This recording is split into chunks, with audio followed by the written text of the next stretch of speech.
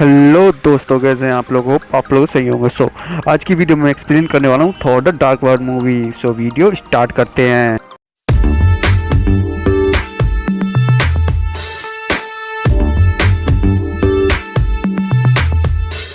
Movie के starting में हमें मेन विलन दिखाई देता है जिसका नाम होता है मेलगथ, जो कि ईथर की मदद से पूरे 9 रियासतों पर अंधकार करके उन पर अपना राज करना चाहता था। और इसके लिए वह ऐसा महसूस करता है जिस दिन 9 रियासतें ब्रह्मांड में एक साथ मिलती हैं, जिससे मेलगथ ईथर की मदद से पूरे 9 रियासतों पर अंधकार कर सके।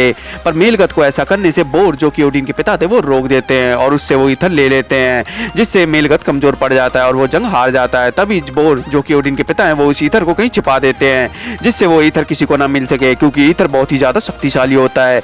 तभी मूवी प्रेजेंट में आती है और हम देखते हैं लोकी को, जिसे ओडिन मिडगार्ड, जिसको हम अर्थ भी कहते हैं, उस पर हमला करने की वजह से आजीवन कारावास की सजा सुनाते हैं। दरअसल हमने लोकी को एवेंजर मूवी में थैनोस की मदद से हमला करते हुए देखा था, जिसे एवेंजर ने हरा दिया था और लोकी को एसगार्ड भेज दिया था थॉर के साथ। तभी अगले सीन में हम थॉर को देखते हैं, जो कि सभी 9 रियासतों पे शांति स्थापित कर रहा होता है, क्योंकि जब थॉर ने वो पुल तोड़ा था उस वजह से सभी 9 रियासतों में अशांति फैल गई थी और राक्षसों ने ग्रहों पर हमला करना शुरू कर दिया था और उसे ही थॉर रोक रहा होता है। तभी हम जेन को देखते हैं, जो कि डेट पर आई होती है, पर उसे उस डेट पर कोई इंटरेस्ट नहीं होता। तभी वहाँ पर उसकी दोस्त डेसी आती है और उसे वो एक डिवाइस दिखाती है और बोलती है कि इस डिवाइस में वैसे ही सिग्नल आ रहे हैं जैसे थॉर के पृथ्वी पर आते वक्त आए थे।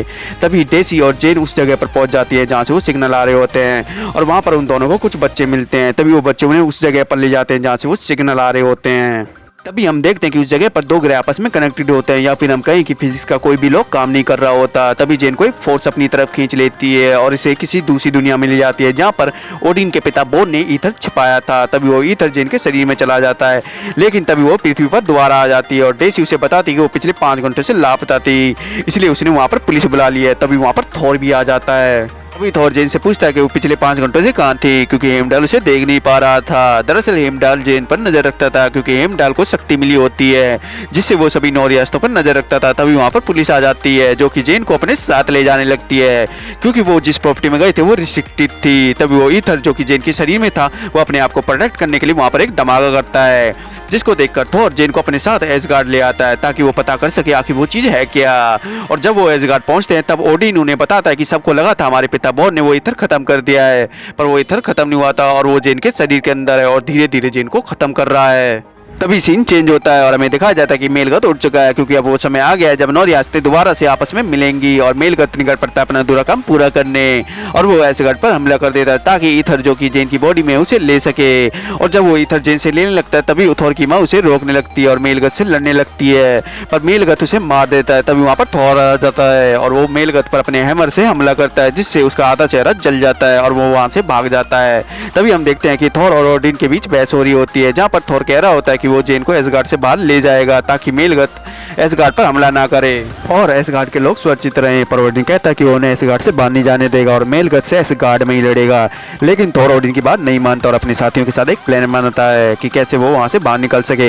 तभी वो लोकी के पास पहुंचता है, जो कि अपनी माँ की मौत से दुखी होता है। तभी थॉर कहता है कि वो उसे एसगार्ड से बाहर निकाले, क्योंकि वो इकलौता है जो कि एसगार्ड से बाहर जाने के रास्ते जानता है और लोकी उसका साथ देने के लिए मान जाता है, क्योंकि वो अपनी माँ की मौत का बदला लेना चाहता है। इसके बाद हम देखते हैं कि लोकी उन्हें गुप्त रास्ते के जरिए वहां ले जाता है जहाँ पर थॉर के ग्रैंडफादर बोर ने मेलगत के साथ जंग लड़ी थी। तभी वहाँ पर मेलगत आ जाता है और उन सब के बीच में फाइट होती है, जिसमें मेलगत जेन के शरीर से वो ईथर निकाल लेता है और वहाँ से चला जाता है, पर उस लड़ाई में लोकी मारा जाता है, जिससे थॉर बहुत ज्यादा दुखी होता है, क्योंकि लोकी ने एसगार्ड के लिए अपनी जान दे दी।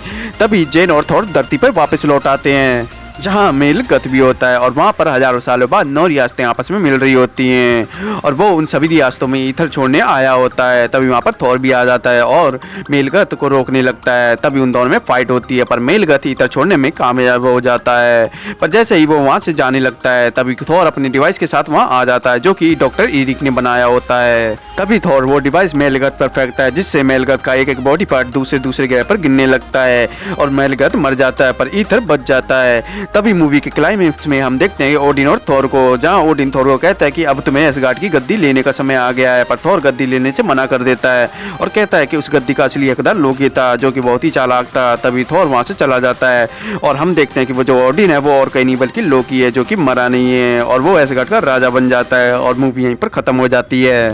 दोस्तों, इस मूवी का बजट था 1054 करोड़ और इस मूवी ने कमाए थे 3996 करोड़।